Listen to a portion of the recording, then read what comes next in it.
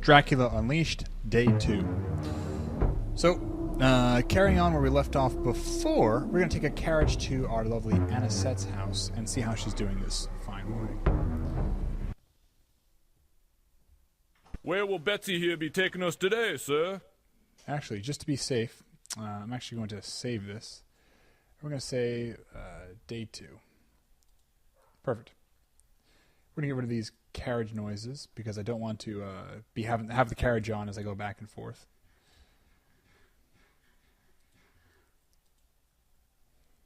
And let's head over to Anisette's. Hello, Miss Culpepper. I'm here to see Anisette.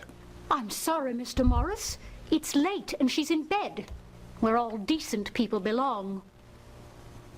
The problem there was that I actually got there too early. So let's change 4:50 a.m. Yeah, probably still sleeping. 5, 6:20, 6, 6:50, 7:05 a.m. Okay, now let's give it a go.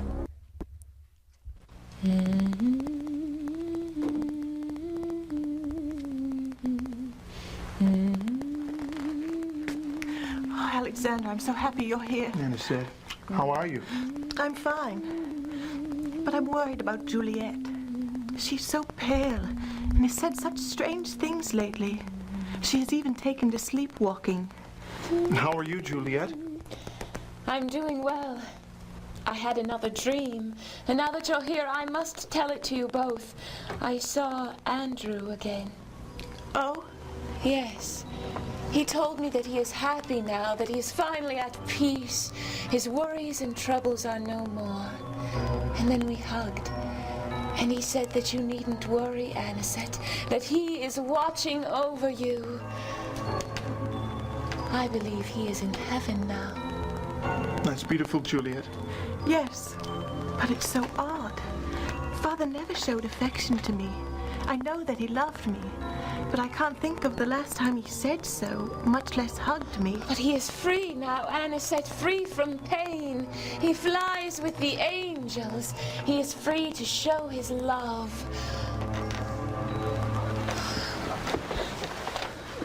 I'm all right. I think I've overworked myself a bit. I just need some rest. Thank you, Anisette. All this sleepwalking's taking its toll. Let her rest. Wow, someone is whacked out of their bird. I'm concerned about Juliet. She's so pale and has taken to sleepwalking. What could be disturbing her? And these dreams, they seem odd and unnatural. Yeah, definitely. Let's go pay a visit to our friend in the asylum. And we are going to meet a new character in here. If you're familiar with the Dracula book, this character will actually not be new to you. Is Dr. Seward available? If he's here, he's busy. I'll give him your card if I sees him. Yep. Too early again. Gotta wait till after 9 a.m. Yeah, so 9:15 a.m.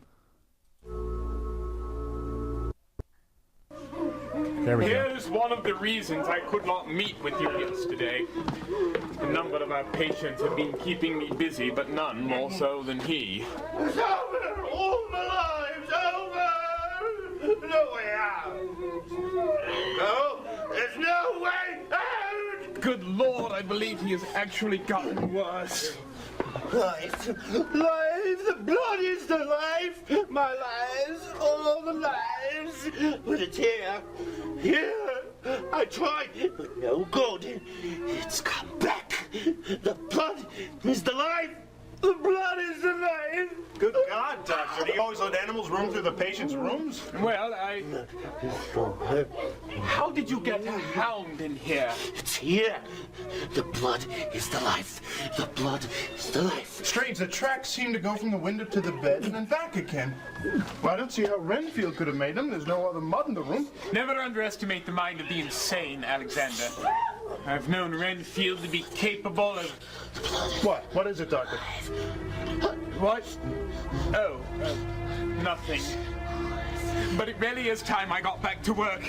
I'm sorry I haven't been much help.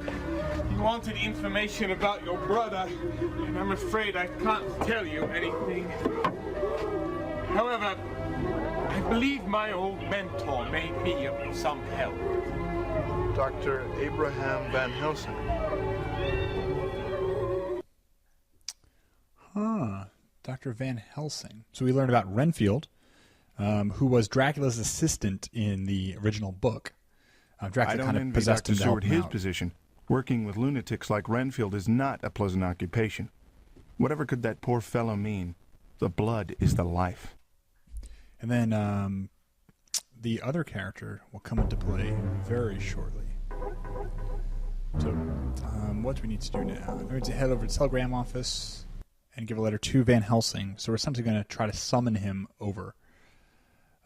This telegraph. So now that we have his contact info, let's put it in there. Excuse me. Yes, sir. I'd like to send an overseas telegram. And what is the destination, sir? Amsterdam, Holland. Amsterdam, Holland. And now we need to send one more as well to our buddy Father Janos again.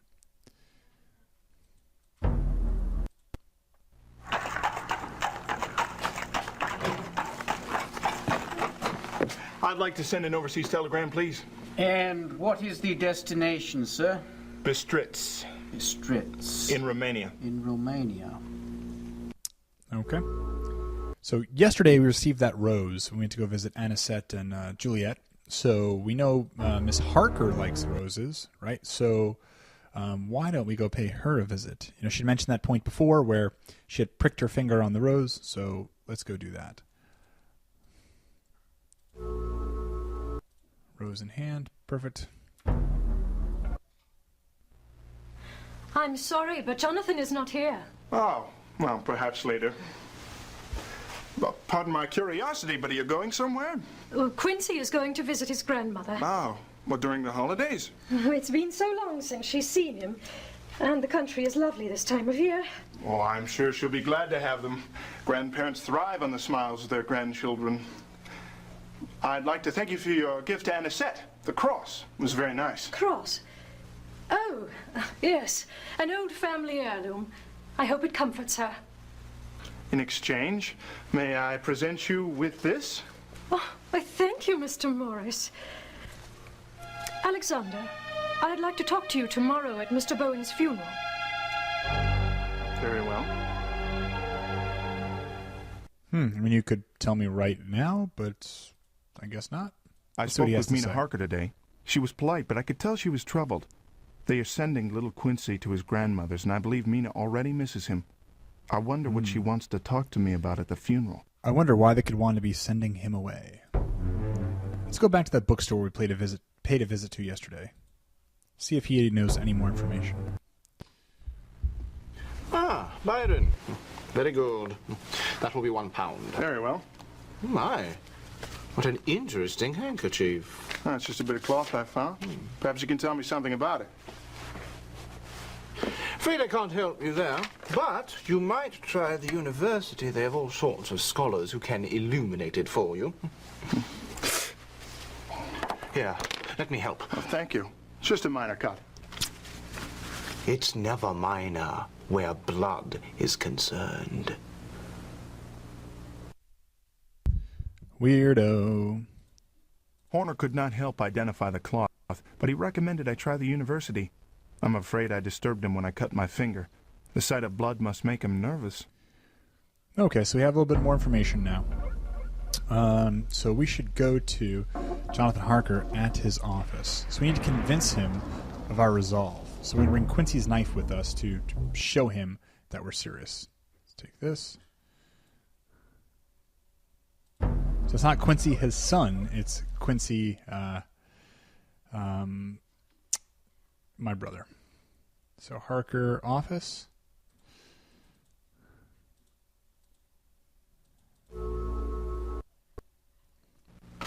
Thank you for seeing me, Mr. Harker. I'm sorry I disturbed you at your home yesterday. Yes, well, what's done is done. Sir, I was wondering what you know about my brother's stabbing. Really, there's nothing to tell. It was an unfortunate incident, nothing which concerns us now. Well, sir, maybe you never suffered such a loss. But my brother's death will concern me until this matter is settled. Young man, what happened, happened. You should be happy with your memories of him. Memories? For God's sake, man, this is all I have left of him! Oh, that knocks some sense into him. There has never been a greater tragedy. I didn't want to involve you. Whatever it is, I'm already involved. It's too late to stop what I've begun.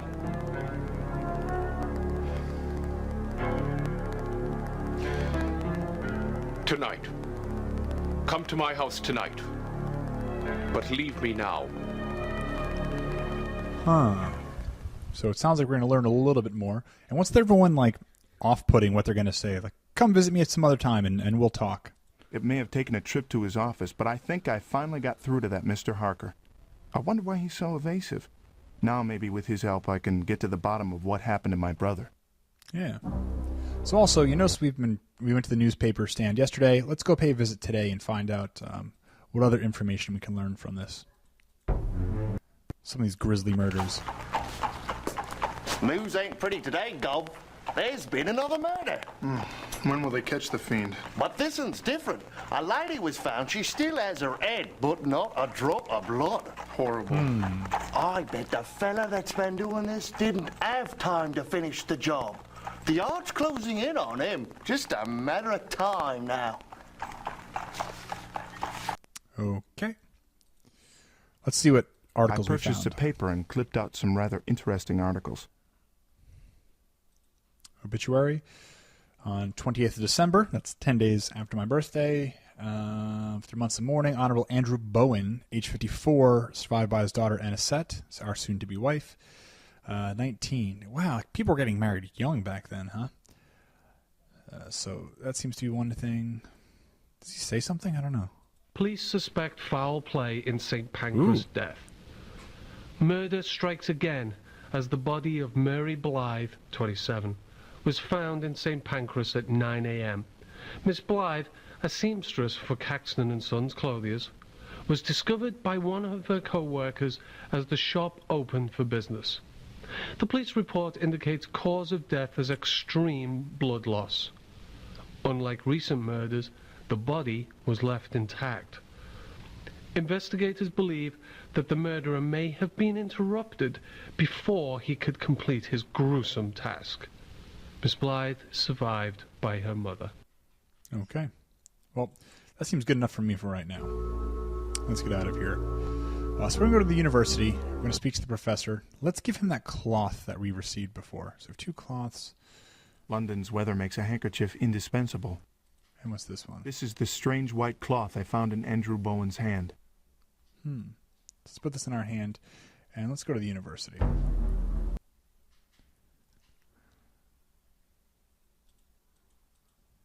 Whoops. Come on. Click, click, click.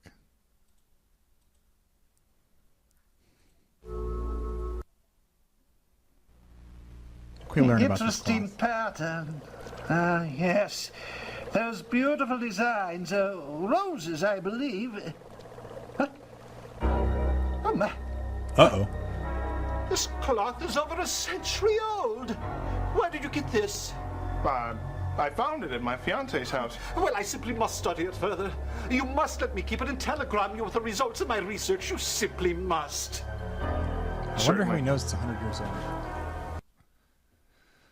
Okay, so let's find out. I took the cloth to Randall Briarcliff at the university. He says it is more than 100 years old. If so, how did Andrew come to possess it? Yeah, really. Unless Dracula imparted him with that gift, right? Because we know Dracula's very old. So there, let's go to Hades Club and speak with Devlin Goldacre. Hades Club. There we go. Let's see if he knows anything else. I'm curious.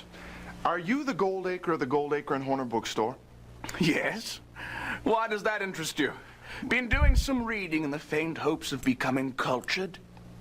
Well, recently He really I've doesn't been like to your us. store. That partner of yours is a rather odd fellow. Yes. Horner serves a purpose. That store is merely a hobby. It means no more to me than this coin. I wonder what the purpose of this coin is. Goldacre declared himself to be the controlling partner of the Goldacre and Horner bookstore. He doesn't seem to have much respect for Alfred, I'm afraid. Nothing more than a hobby. Oh, that looks like Vlad the Impaler. Devlin also known as Goldacre Dracula. casually flipped me this gold coin.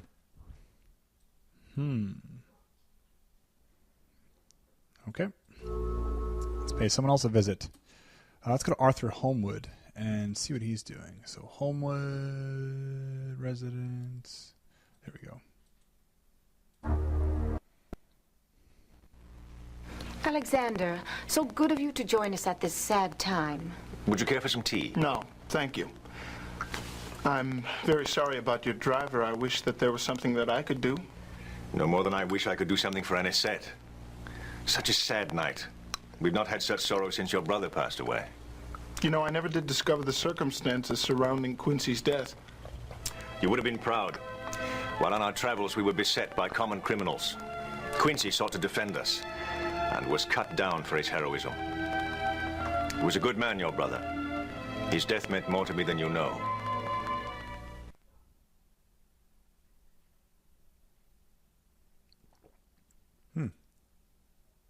I feel sorry for my poor friends, the Holmwoods, on their recent loss. Thank heaven that my brother's passing was not like their driver's.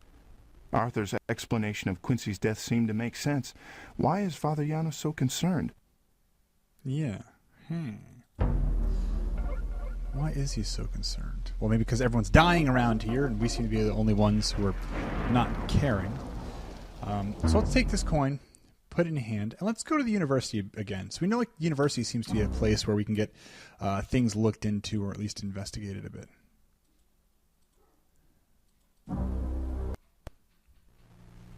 I've been given the most curious coin. Well, let's see. It's not chocolate. Yes, it's from the Transylvanian Principality. Yes, it's solid gold, but not especially rare. I would say that your friend has recently holidayed on the continent.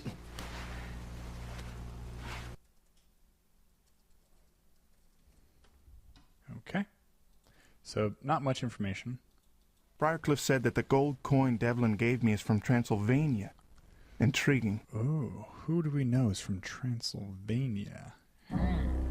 So about to start our evening festivities. Let's save just to be careful. Day 2. We'll say E for evening. Perfect. And now, head over to Harker's home, and we're going to meet a new character.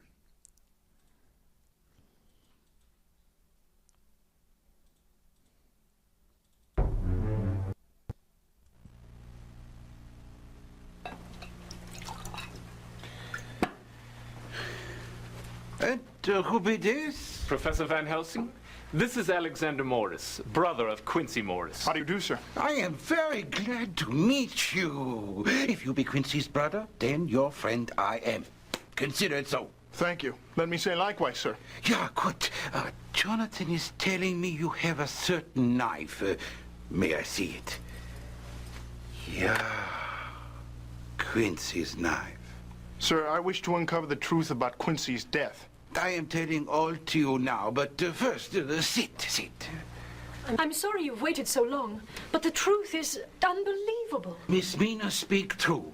What would you say, Mr. Morris, if I am telling you vampires exist? Vampires? Well, I'd say you're pulling my leg. Spoken like a true Texan, yeah? But I know pull your leg. They are real, and your brother died while killing one. You can't be serious. But he is. Believe me, I know how hard it is to accept such things. Hear me out. It was 10 years ago that business is taking Mr. Jonathan Harker to Transylvania and the castle of Count Dracula, the vampire. He who is lord over all the Nosferatu. Unknowingly, Mr. Harker arranged for him to be coming here to London, where he is sucking the blood of the innocent Miss Lucy Vestrina, she who was fiancée to Mr. Arthur Holmwood. This can't be true. but it is. I wired Van Helsing, but it was too late. Dracula killed Lucy. But no normal death, for she arise again in unlife. It bring us much pain to stop her. But now, she is resting with the angels. Then we hunt Dracula down. We found his caskets, full of the earth he needed to survive, and destroyed them. We had succeeded. But then we discovered what he had done in our absence. He drank Mina's blood. He tried to make her like him, a creature of the night.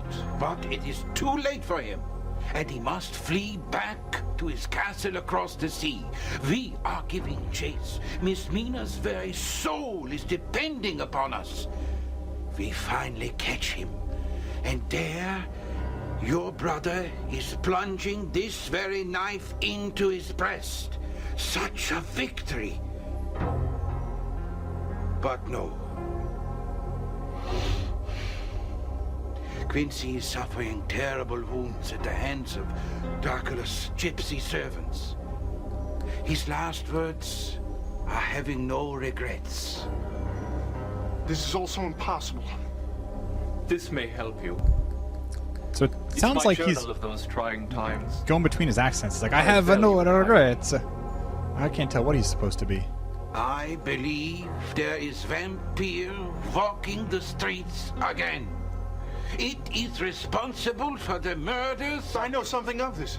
The Bloofer lady. Yeah, there have been many Bloofer ladies. Lucy become one after she's suffering strange symptoms, sleepwalking and nightmares. But Juliet Adams, Anisette's friend, she has the same symptoms. I must be examining her. Okay, that was quite a bit to digest there. I finally met Professor Abraham Van Helsing. He told me the truth about Quincy's death. It's so strange, so macabre, but their earnest nature in Jonathan's journal convinced me. Can it be true when Van Helsing says there is a vampire stalking the streets? I think he called them vampires. Let's go to Anisette's house right away. Find out what's up.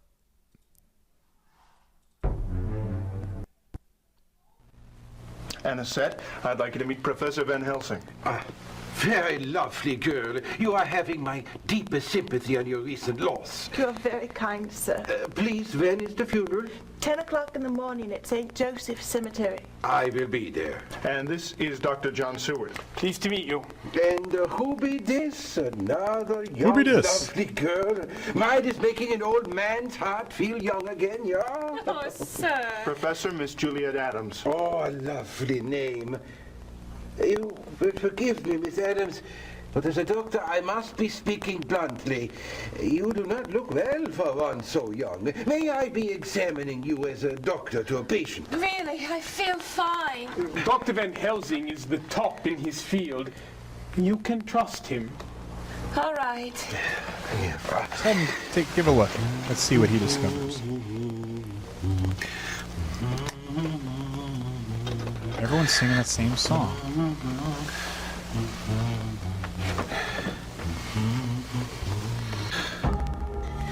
What is it, Doctor? What's wrong? Not to worry, Miss Adams. Did she not know that she had a giant gash in her neck? Some medicines in your room and around the house. Rest you need. Anisette shall be watching you, yeah? Yeah, she's a goner. You will be fine with me, Juliet. I'm not worried. I just wish Devlin would stop by. I've not seen him all day. Why don't we give him something? Miss Anisette, I bid you, whatever you do not be opening the windows. A ton of nasty garlic. Alexander, would you be a dear and give this to Devlin the next time Also, you see her him? nightgown is I'm massive. not sure I shall be able to. I promise not to read this thing. I'm very worried about Juliet. Dr. Van Helsing has discovered the bite of the vampire upon her and has left garlic on all the windows. This all seems so mad.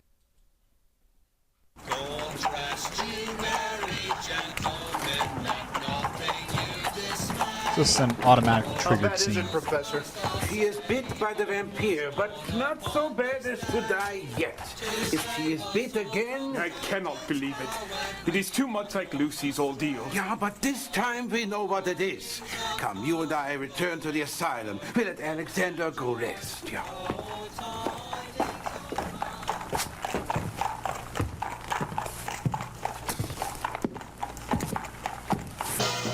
Uh-oh, chokeslam.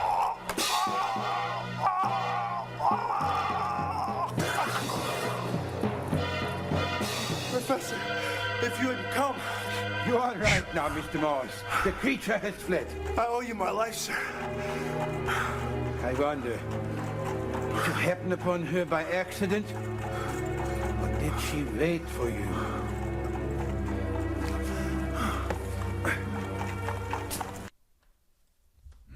That was bizarre. Okay, that scared the hell out of me. I was attacked by the Bloofer lady. If it were not for Professor Van Helsing, I would have suffered a horrible fate. I owe him my life. I now believe absolutely everything he has said. Okay, yeah, he definitely saved our life there. Let's put this letter in hand and give it to Devlin Goodacre at the Hades Club. The guy's always chilling out there, I guess.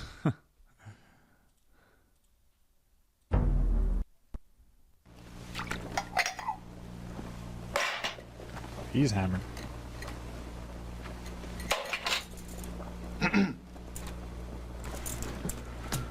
Morris, I didn't hear you. You creep in like a cat. I didn't mean to startle you. Have you been to Anisette's?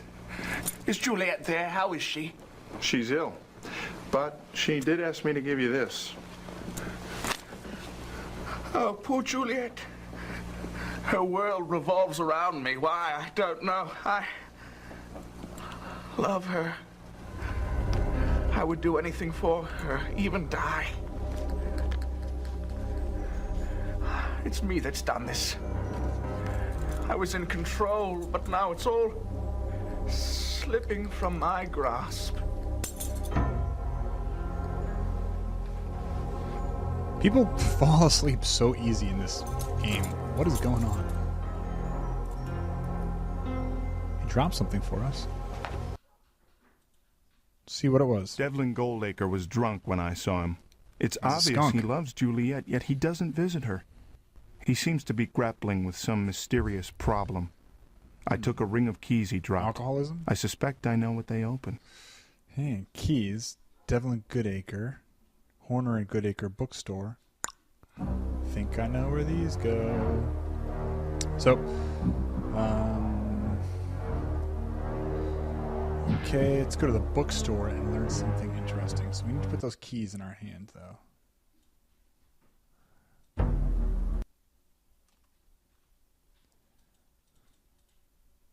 Let's see what we can discover about this bookstore. Secret passage?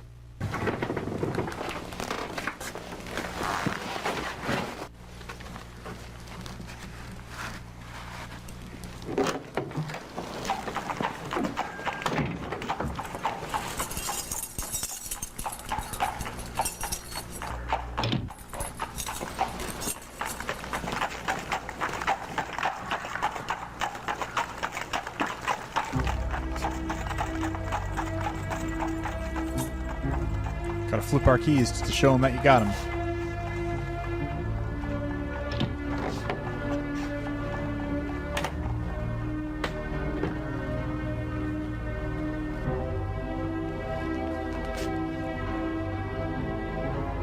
Make sure no one's coming behind us. The old hidden bookshelf trick.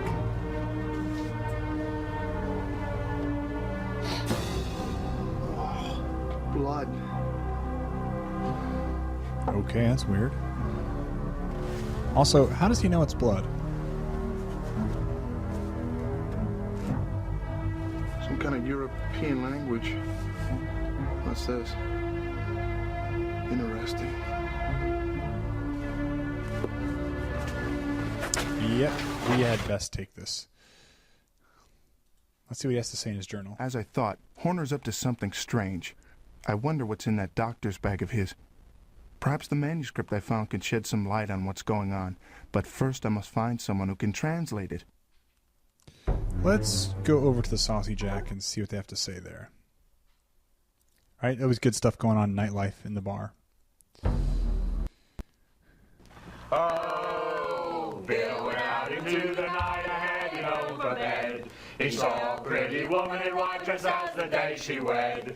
She was really quite a fright, and Bill began to dread. She gave him such an ugly bite, he bled and bled and bled and bled and bled and bled. Oh, Bill put up a royal fight to cut off his blooming head.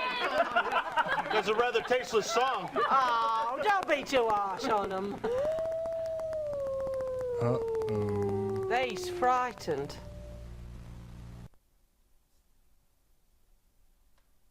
Okay, that's weird.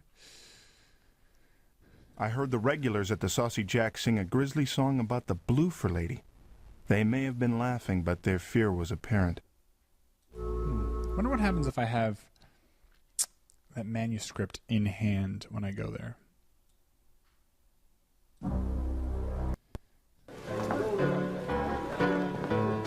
Nothing. What can I get you, Governor? Nothing. Okay. Let's go home. Check for telegrams before we get off to bed. Home.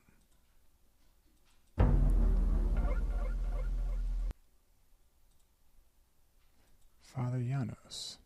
He sent us something. Mr. Alexander Morris, the knife was your brother's. Keep it safe.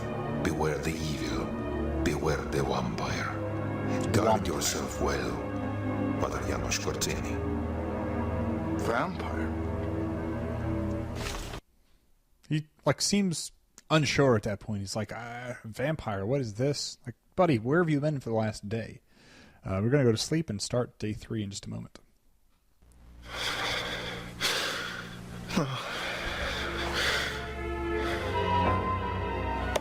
Whoa! Bullseye!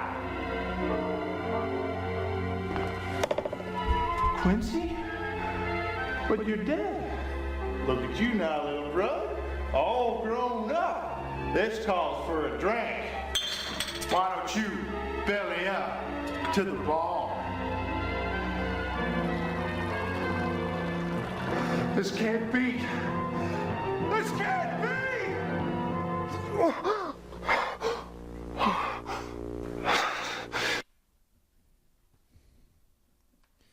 Okay, and that is the end of day 2. So we'll call this day 3, DRC. Save. And when we come back, we'll start day 3.